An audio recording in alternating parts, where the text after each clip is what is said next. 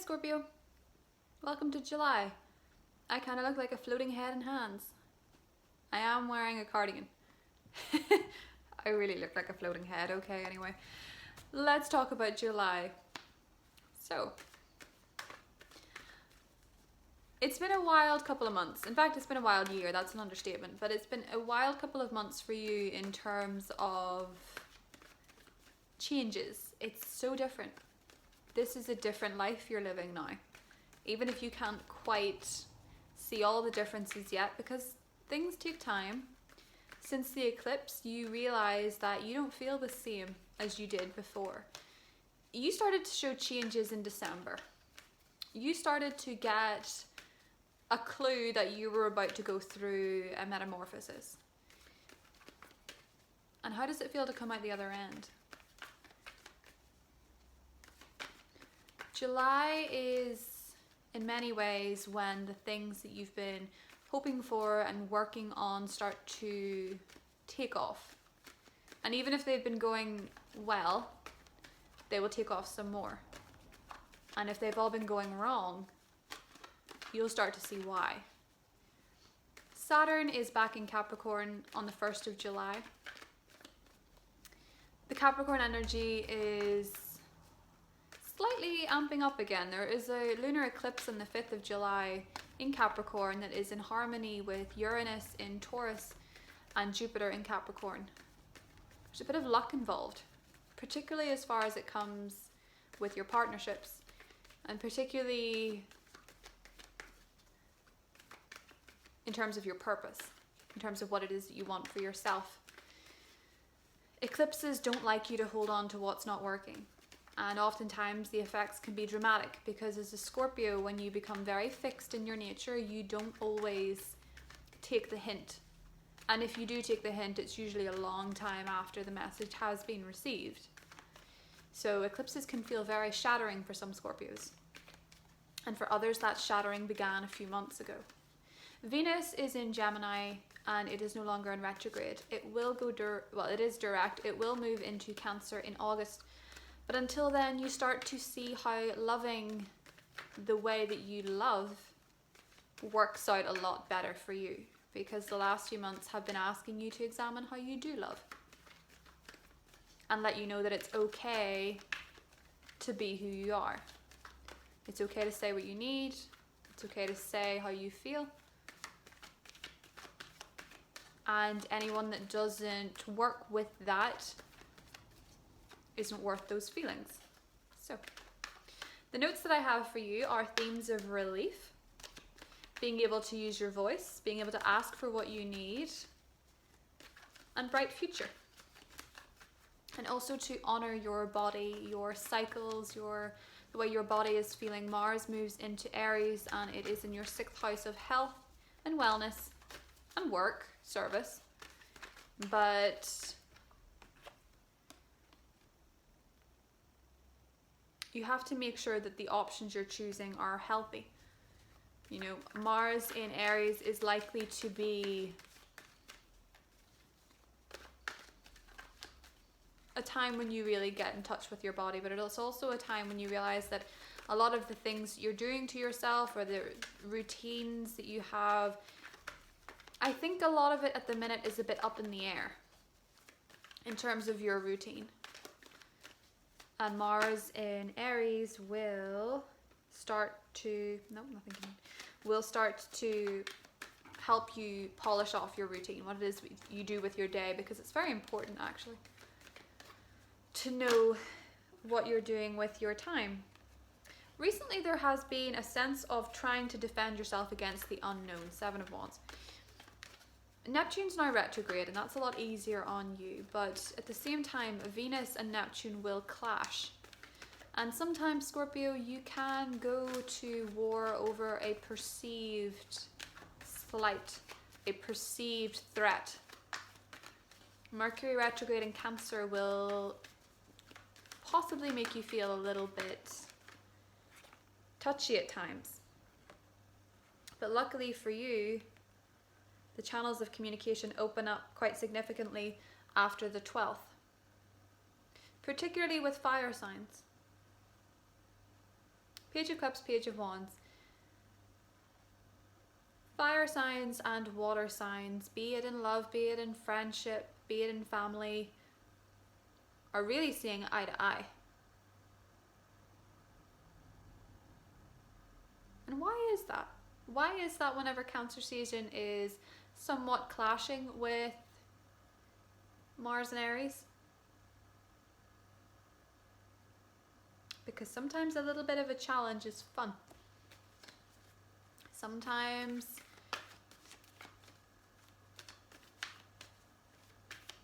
a little bit of rough and tumble is fun.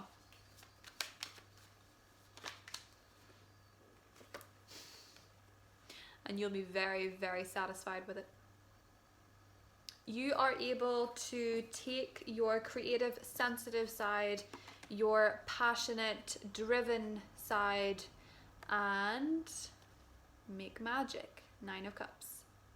Feel very satisfied with your passions, your love, your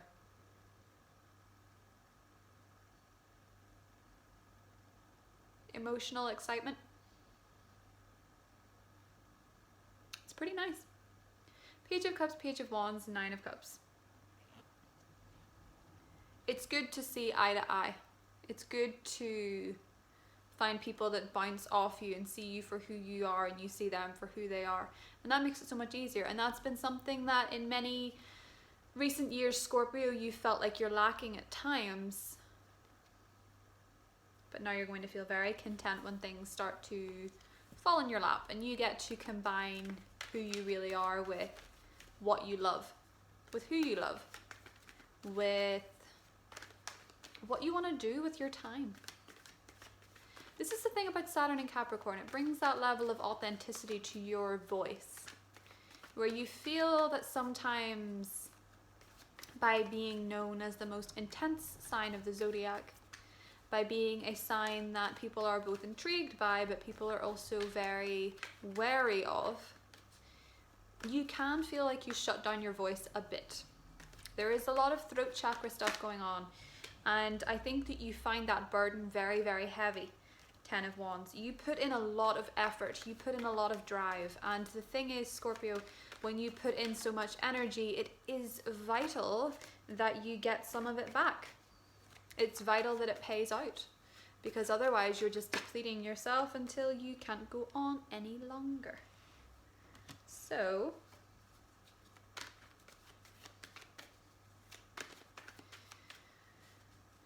things shouldn't feel too uphill.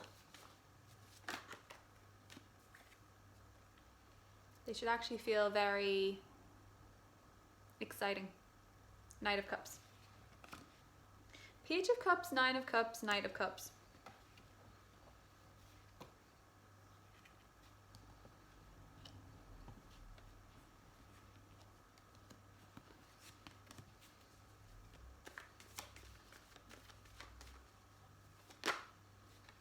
And the 3 of Cups. Reason to celebrate. It's quite amazing to see Scorpios when they're emotionally fulfilled, I think. They light up, they're luminous, they're excited, they're almost childlike, they have a little twinkle. And Cancer season is going to give you that twinkle. So is Leo season. But this is quite a twinkle. The Chariot goes forward, has momentum, and things take off, and you're in the driving seat. You know what way you want to steer this vehicle. There are times in July when Mars and Pluto, in their friction with the Cancer energy, can push you a little bit harder, and it's good. It's good to have that push, Scorpio, because you can, when you're very happy and emotionally involved with something, or you feel like things are picking up, you can let the ball slip a little bit in terms of finances, in terms of work. It is important that you still continue to put in the work regardless of how your emotional life looks. And it is very important as well that you do not let yourself rest on your laurels with work. If you know that work is unfulfilling to you, the Capricorn eclipse, you see, wants a lot of people to adjust the way they feel about their purpose and the way they feel about their life's work, and to align yourself with something more fulfilling, more compatible, something that feels meaningful.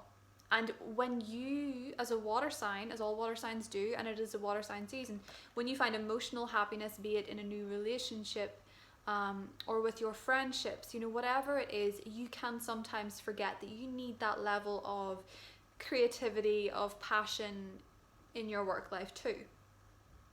If it is the case that you're in a job that is just a job to pay the bills, Mars may make you reassess that at a later point.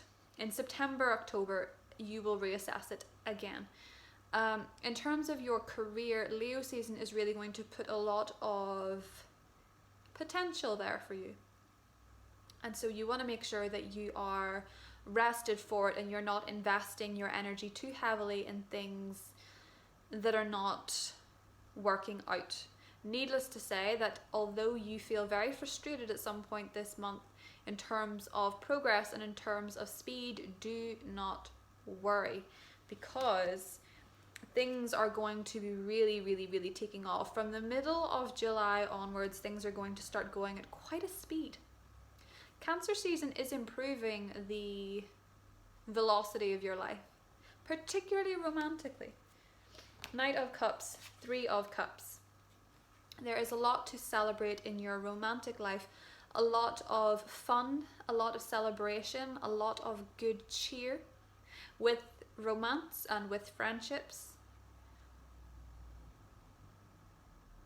A lot to make your heart feel very full. Very full. And yet you also have the control that you need to feel secure.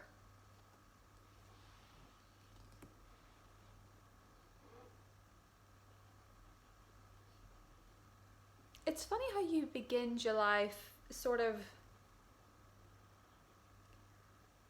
feeling at odds with the unknown. Feeling defensive against what you cannot see. For some of you, it could be psychic abilities. Your intuition. It could be that you have made a decision to take a leap of faith and you don't quite know how that's going to work out.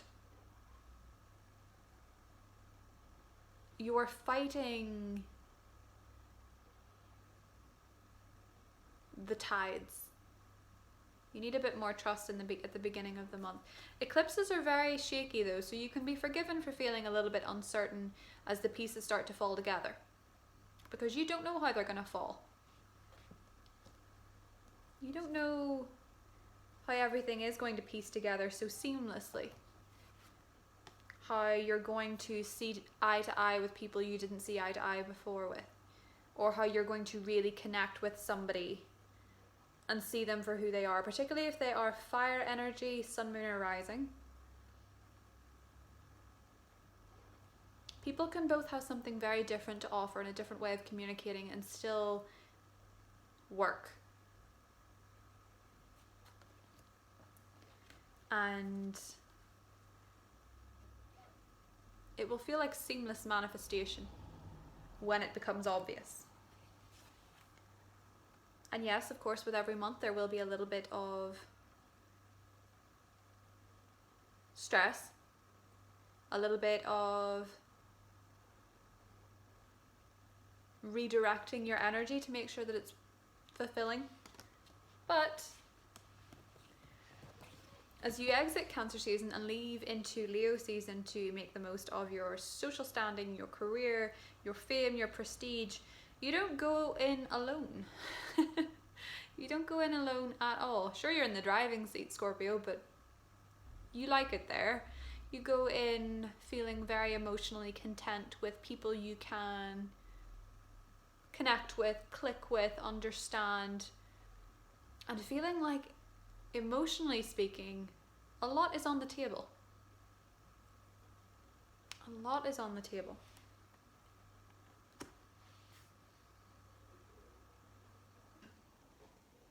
it's bright. It's bright. The future is bright. Scorpio, I will see you in the extended. Love you. Bye.